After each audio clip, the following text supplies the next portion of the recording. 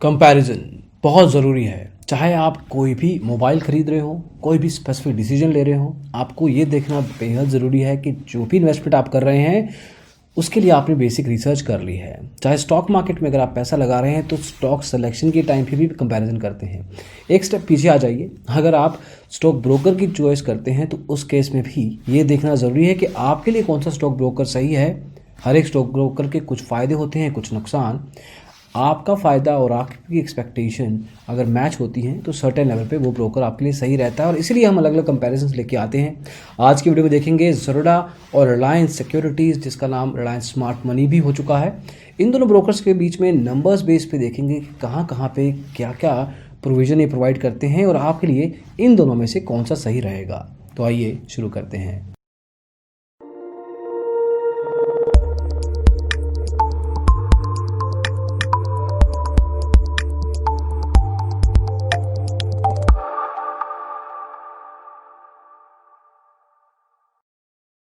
तो दोस्तों, क्वांटिटी और क्वालिटी दो एस्पेक्ट होते हैं। ज़रूरी नहीं कि जिसकी क्वांटिटी अच्छी है वो बेहतर है, तो आपको दोनों एस्पेक्ट्स देखने बेहद ज़रूरी होते हैं।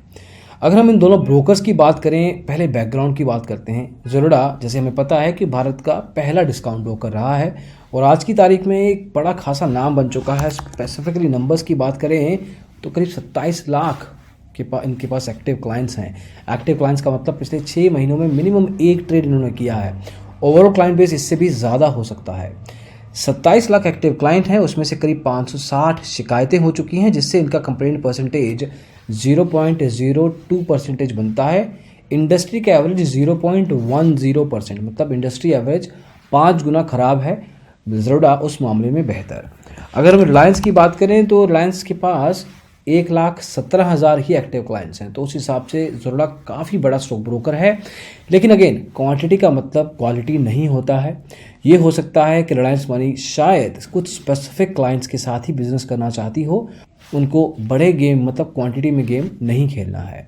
हालांकि ये डिसीजन आगे चल के आप अलग अलग एस्पेक्ट जब देखेंगे उसके बेस पे ले सकते हैं। हालांकि शिकायतें इनके खिलाफ ज़्यादा हुई हैं in terms of percentage. Overall शिकायतें 60 हैं, लेकिन कंप्लेंट रेट है इनका 0.05। ज़रोडा का 0.02 था। जितना कम हो उतना बढ़िया, तो उस मामले से ज़रोडा बेहतर दिखता है इन टर्म्स ऑफ शिकायतें, इन टर्म्स ऑफ कंप्लेंट्स। खैर, आगे बढ़ते हैं। ज़रोडा जहाँ तक ऑफलाइन प्रेजेंस की बात है तो कुछ इसकी ब्रांचेस हैं, इसकी सब ब्रोकर्स नहीं हैं लेकिन कुछ ऑथराइज पर्सन्स हैं। तो वो आपको बड़े शहरों मतलब मेट्रो सिटीज़ में या शायद सेकेंड टियर सिटी मतलब 50 से 70 इनकी ऐसी ब्रांचेस मिल जाएंगी। वहाँ पे अगर हम रिलायंस की बात करें तो रिलायंस मनी या Reliance smart money full service stock broker है। 1700 शहरों में इसकी मौजूदगी है, तो ऑफलाइन प्रेजेंस काफ़ी बेहतर है। दोनों ब्रोकर्स आपको equity, commodity, currency, derivative, IPO, mutual funds, इन सब में पैसा लगाना अलाउ करते हैं। इसके अलावा रिलायंस में आपको ये चीज़ देखने को मिलती है कि इसके ट्रेडिंग प्लेटफॉर्म्स की अच्छी खासी रेंज है। अब बात कर रहे हैं ऐप्स की। देखिए, ऐप्स इतनी ज़रूरी इसलिए हैं कि अगर ऐप नहीं चलती तो आप ट्रेड नहीं प्लेस करेंगे, ट्रेड प्लेस नहीं करेंगे तो प्रॉफिट नहीं होगा। इसलिए आपको ये देखना बेहद ज़रूरी है कि इनके सिस्टम रोबस्ट हों, हाई ट्रैफिक को भी सस्टेन कर पाएँ। अब ज़रोडा के पास अगर हम देखें तो अच्छी खासी रेंज इनके पास भी है। इनके पास बेसिक लेवल पे टर्मिनल एप्लीकेशन है, मोबाइल ऐप है, वेब एप्लीकेशन है। वेब एप्लीकेशन इनका नाम है ज़रोडा काइट वेब भी कहते हैं इसको। इसमें आपको 100 से ज़्यादा इंडिकेटर मिलते हैं। 6 चार्ट टाइप हैं, मतलब चार्टिंग एनालिसिस करना है आपको तो उसमें आपको माउंटेन, बार, कैंडलस्टिक, हाइकनाशी ऐसे 6 चार्ट मिल जाएंगे। आप मार्केट डेप्थ देख सकते हैं 20 स्क्रिप्ट्स तक, 20 बाय एंड सेल्स उस हिसाब से। और एडवांस ऑर्डर टाइप आपको ब्रैकेट ऑर्डर, कवर ऑर्डर भी मिलता है। एएमओ आफ्टर मार्केट ऑर्डर भी अलाउड है इसमें। और इसमें आप बेसिक लेवल पे हाई ट्रैफिक मतलब जब स्पेशली ऑप्शन ट्रेडिंग हो रही होती है एक्सपायरी डेट के अराउंड, वहाँ पे भी एप्लीकेशन सही रहती है, स्टेबल रहती है। हालांकि कुछ इंस्टेंस होते हुए हैं इन द पास्ट जहाँ पे हर 2 या 3 महीने में एक आधा केस आता है कि ऐप कुछ देर के लिए बंद हो गई, तो ये चीज़ आपको ध्यान रखनी पड़ेगी। ज़रोडा काइट मोबाइल ऐप भी है इनकी और इसमें भी आपको अच्छे खासे फीचर्स मिलेंगे। हमने जब भी किसी भी ट्रेडिंग ऐप का डेमो करके देखा है तो उस हिसाब से इनकी ऐप ठीक दिखती है in terms of overall user experience. मतलब कि आपको ऐप चलाते समय कन्फ्यूजन्स नहीं होंगे कि कहाँ जाना है, अब मैं क्या करूँ, कौन से फीचर पे क्लिक करूँ तो कहाँ पहुँचूँगा, ये कन्फ्यूजन्स नहीं होंगे। उस हिसाब से ऐप का डिज़ाइन काफ़ी बेहतर दिखता है। अब नंबर्स की बात कर लेते हैं। ज़ेरोडा काइट जो है वो 5 मिलियन मतलब 50 लाख बार इंस्टॉल की जा चुकी है। अपडेट फ्रिक्वेंसी इनका 2 से 3 हफ्ते है, जो कि इंडस्ट्री स्टैंडर्ड के हिसाब से अच्छा है। 25 MB की फ़ाइल है जिसको कम किया जा सकता है। हालांकि ऐप में कुछ दिक्कतें भी हैं, कई बार चार्ट्स पूरे तरीके से लोड नहीं होते। हालांकि ये स्मार्टफोन पे भी डिपेंड करता है, लेकिन अगर अच्छी ऐप है, अगर आप मार्केट में लीडर बनना चाहते हैं तो सर्टेन लेवल पे आपकी रिस्पॉन्सिबिलिटी बढ़ जाती है। उसके अलावा आप प्राइस अलर्ट सेटअप नहीं कर पाते, कई बार आपको कस्टमाइज्ड साउंड अलर्ट्स नहीं मिलती, टेक्स्ट अलर्ट्स मिलती हैं, और आप टाइम फ्रेम्स में कस्टमाइजेशन नहीं कर सकते जब आप चार्ट्स को यूज़ कर रहे हैं। उसके अलावा कुछ ऑपरेटिंग सिस्टम्स में जैसे कि रियल के अगर फ़ोन आते हैं, रियलमी के, शाओमी के, तो वहाँ पे दिक्कतें देखी गई हैं। तो इन चीज़ों को आपको ध्यान देना है। अदरवाइज़ मोबाइल ऐप को 4.2 रेटिंग मिली है 1,46,000 यूज़र्स के द्वारा। तो उस हिसाब से ऐप में जनरल निवेश, जनरल ट्रेडिंग करते हुए आपको दिक्कत नहीं आएगी। अब ये बात हो गई ज़ेरोडा की। हालांकि ज़ेरोडा के पास काफ़ी ऐप्स और भी हैं। ज़ेरोडा कॉइन है, ज़ेरोडा पाई है, ज़ेरोडा नेस्ट ट्रेडर है। इट डिपेंड्स कि आपकी ट्रेडिंग का स्टाइल क्या है, उस हिसाब से आप चुनाव कर सकते हैं अपनी ट्रेडिंग ऐप का। इनके पास अच्छी खासी रेंज दिखती है। देन रिलायंस की बात करें तो रिलायंस सिक्योरिटीज टिक एप्लीकेशन की टर्मिनल एप्लीकेशन काफ़ी बेहतर है, काफ़ी मैच्योर है, स्टेबल भी है, और in terms of number of features काफ़ी एग्जॉस्टिव है। इसमें आपको डेरिवेटिव स्ट्रेटजी, ऑप्शन स्ट्रेटजीज भी मिलती हैं। फुल सर्विस स्टॉक ब्रोकर है तो आपको स्कैनर्स भी मिलते हैं। उसके अलावा आपको रेगुलर लेवल पे market tips, recommendations, research reports, IPO analysis, ये सब भी मिलेगा। आपको ऑप्शन ट्रेडिंग या डेरिवेटिव में पैसा लगाना है तो आपको मार्केट सेंटीमेंट मिलेगा, रोल ओवर कॉस्ट मिलेंगी, पुट कॉल रेशियोज मिल सकते हैं, हीट मैप्स मिलेंगे। इंट्राडे ट्रेडिंग या शॉर्ट टर्म इन्वेस्टमेंट्स के लिए आपको टेक्निकल अलर्ट्स और सिग्नल्स मिलते हैं। हीट मैप्स तो आपको बता चुके हैं, वो भी है। तो उस हिसाब से काफ़ी एग्जॉस्टिव एप्लीकेशन है। देन रिलायंस टिक प्रो इनका मोबाइल ऐप है। हालांकि जब ये शुरू हुआ था कुछ 1-2 साल तक इनकी एप्लीकेशन अच्छी चली है, लेकिन ऑफ लेट रिसेंटली अगर बात करें तो इनकी एप्लीकेशन में काफ़ी दिक्कतें देखी गई हैं। इसलिए शायद इनकी ऐप का रेटिंग भी काफ़ी डाउन है। 3.4 इंडस्ट्री का एवरेज है 4.0, तो उस हिसाब से काफ़ी कम है। दिक्कत है यहाँ पे सर्टेन लेवल पे। करीब 10,000 लोगों ने इसकी रेटिंग दी है। इसमें ऐप स्लो है, मतलब परफॉर्मेंस लेवल पे कई बार बताया गया है। तो अगर आप ऑर्डर प्लेसमेंट कर रहे हैं और आपको एक प्राइस पॉइंट पे ऑर्डर एग्जीक्यूट करना है तो थोड़ी सी दिक्कत वहाँ पे आ सकती है। जब आप अपडेट करते हैं ऐप को तो कई बार देखा गया है कि जो पुराने फीचर चल रहे थे उसमें दिक्कत आना शुरू हो गया है। ये बहुत बड़ा मुद्दा होता है, क्योंकि it tells you how serious you are. आपकी टेक्निकल टीम जो है, जो डेवलपमेंट टीम है, कितनी अच्छी टेस्टिंग कर रही है। ना कि सिर्फ नए फीचर जो ला रहे हैं, बल्कि जो नए फीचर आने के चक्कर में जो पुराना कोडिंग किया हुआ है उसमें दिक्कत ना आए। तो इम्पैक्ट एनालिसिस करके एक टेस्टिंग फॉर्मेट होता है, वो शायद इतने अच्छे से नहीं कर पाती है रिलायंस की टीम। तो वो दिक्कत देखी गई है। हालांकि इनकी अपडेट फ्रिक्वेंसी भी 2, 3 या 4 हफ्ते के अराउंड है, जो कि ठीक है। 22 MB की फाइल है और 1 लाख लोगों ने अभी तक इसको इंस्टॉल किया है। तो नंबर्स के बेस पे आप समझ रहे हैं कि एप्लीकेशन में थोड़ी सी दिक्कतें आई हैं जो कि आपको फेस करनी पड़ सकती हैं। उसके अलावा अगर आप कमोडिटी में पैसा लगाना चाहते हैं तो रिलायंस कमोडिटीज़ अलग से एक ऐप मिलती है। हालांकि इतनी आपको UI लेवल पे फ्रेंडली नहीं मिलेगी, आपको थोड़ा बहुत कॉम्प्रोमाइज़ करना पड़ेगा यूज़र एक्सपीरियंस पे भी, लेकिन आपको फीचर्स वैसे मिलेंगे जो सिर्फ कमोडिटी ट्रेडिंग वालों को मिलने चाहिए। इंस्टा प्लस इनका वेब एप्लीकेशन है जो कि beginner to intermediate level trader तक के लिए ठीक रहेगा। उसके लिए आप इसको यूज़ कर सकते हैं। कुछ और ऐप्स भी हैं, लेकिन आप अगर अच्छे ट्रेडर, मतलब एक एक्सपर्ट लेवल के ट्रेडर हैं, तो हम आपको रिलायंस का जो रिलायंस टिक है, इनका जो टर्मिनल एप्लीकेशन है वही रेकमेंड करेंगे। उसमें आपको दिक्कतें आने के चांसेस कम हैं। अगली बात आती है कस्टमर केयर की। अगर दिक्कत आती है आपको तो आपको सपोर्ट चाहिए। और ये ब्रोकर्स जो होते हैं ना फुल सर्विस लेवल पे, वो ठीक ठाक आपको सर्विस दे देते हैं, लेकिन डिस्काउंट ब्रोकर्स इतनी अच्छे से सर्विस नहीं दे पाते। ये आपको ध्यान देना पड़ेगा। ये प्रॉब्लम बाकी ब्रोकर्स जो डिस्काउंट लेवल पे हैं, चाहे वो 5 पैसा है, अपस्टॉक्स है, उनके लेवल पे भी आ सकती है। ज़ेरोडा आपको ज़ेरोडा हेल्पलाइन देता है, मतलब फ़ोन कर सकते हैं, ईमेल कर सकते हैं, सोशल मीडिया के थ्रू तो आप एस्केलेट कर ही सकते हैं, ट्वीट्स कर सकते हैं। हालांकि होपफुली ऐसी नौबत ना आए। कुछ ब्रांचेस हैं, नहीं तो इनकी वेबसाइट पे जाके सपोर्ट सिस्टम बना हुआ है अलग से, उस पे जाके भी टिकट रेज कर सकते हैं।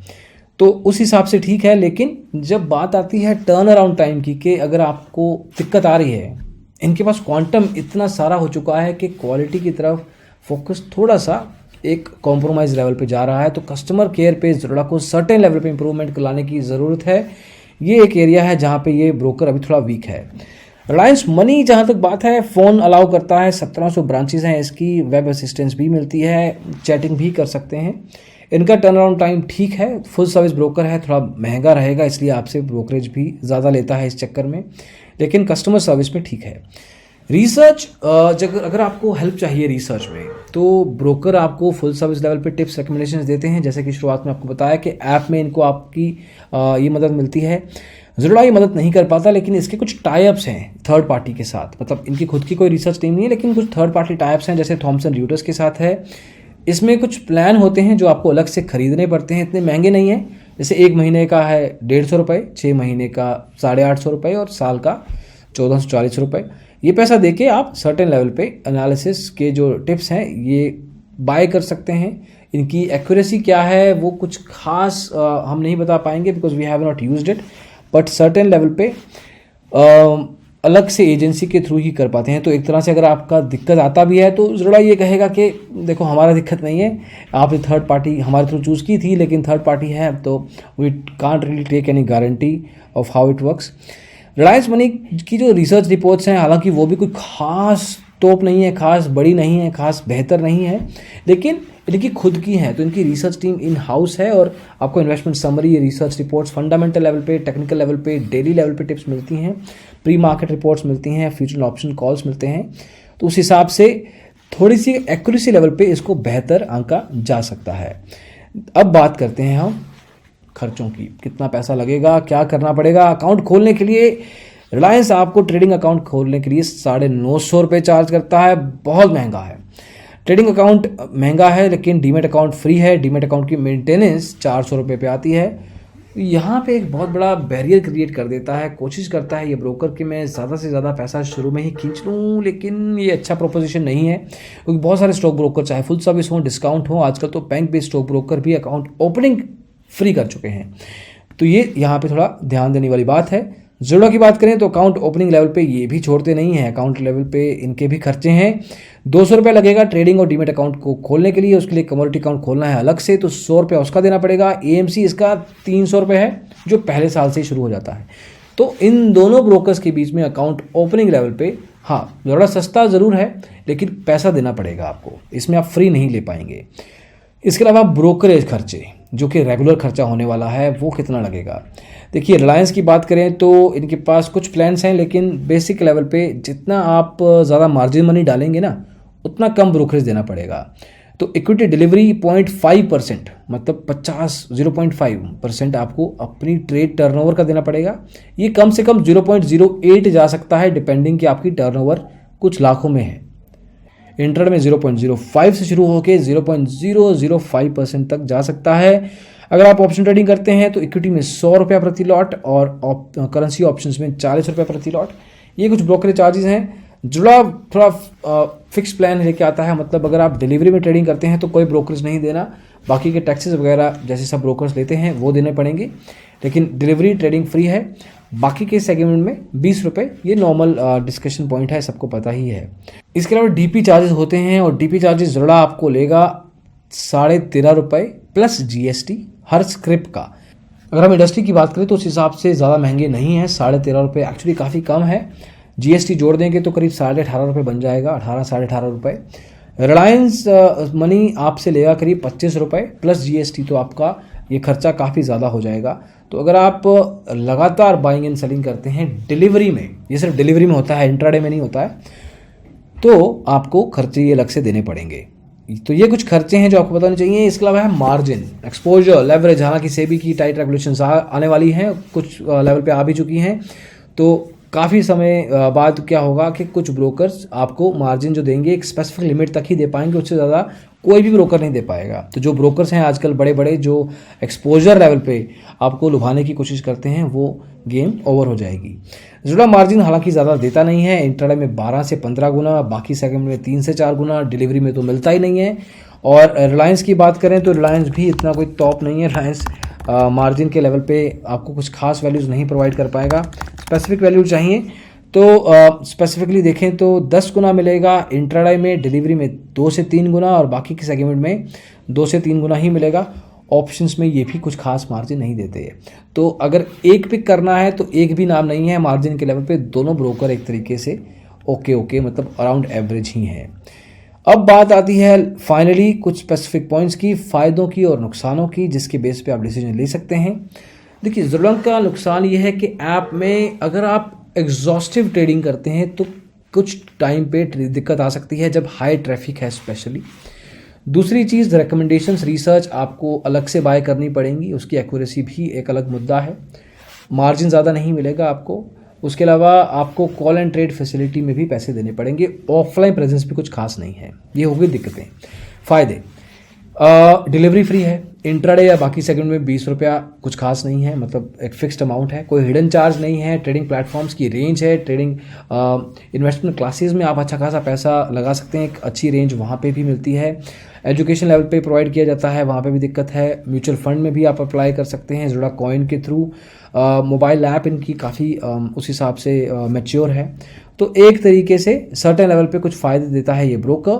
देन सेकेंडली अगर हम बात करें रिलायंस की, तो रिलायंस के फ़ायदे नुकसान अलग लेवल पे हैं। इसमें मार्जिन आपको ज़्यादा नहीं मिलेगा, ब्रोकरेज रिलेटिवली ज़्यादा है। जितना ज़्यादा की ट्रेडिंग करेंगे उतना ज़्यादा ब्रोकरेज देना पड़ेगा, ये याद रखिएगा।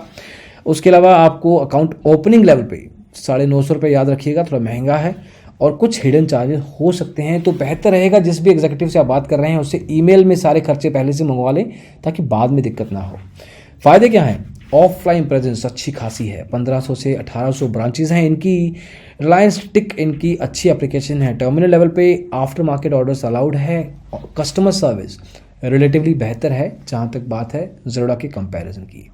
अब देखिए, कुछ स्पेसिफिक मुद्दे इसके बेहतर हैं, कुछ स्पेसिफिक एरिया ज़रूरा के बेहतर हैं। अब आपको देखना है कि आपको किस डायरेक्शन में जाना है, उस हिसाब से सिलेक्शन करना काफ़ी ईजी हो जाता है। हम इसलिए इतना डिटेल्ड वीडियो बनाते हैं ताकि जो भी एस्पेक्ट्स होती हैं डिसीजन मेकिंग में वो सब कवर हो सके। हालांकि अगर कोई और एस्पेक्ट थी जो हमें कवर करनी चाहिए थी वो आप कमेंट सेक्शन को यूज़ कीजिए और बता सकते हैं। तो दोस्तों, इस कंपैरिजन में बस इतना ही। होपफुली हमने काफ़ी कुछ कवर करने की कोशिश की है, वो आपको इन्फॉर्मेशन मिली हो। अगर वीडियो पसंद आया हो तो लाइक कीजिए, शेयर कीजिए दोस्तों के साथ और डिजिटल ब्लॉगर को ज़रूर सब्सक्राइब कीजिएगा स्टॉक मार्केट के बारे में अच्छे से इन्फॉर्मेशन प्राप्त करने के लिए। Thank you so much, bye.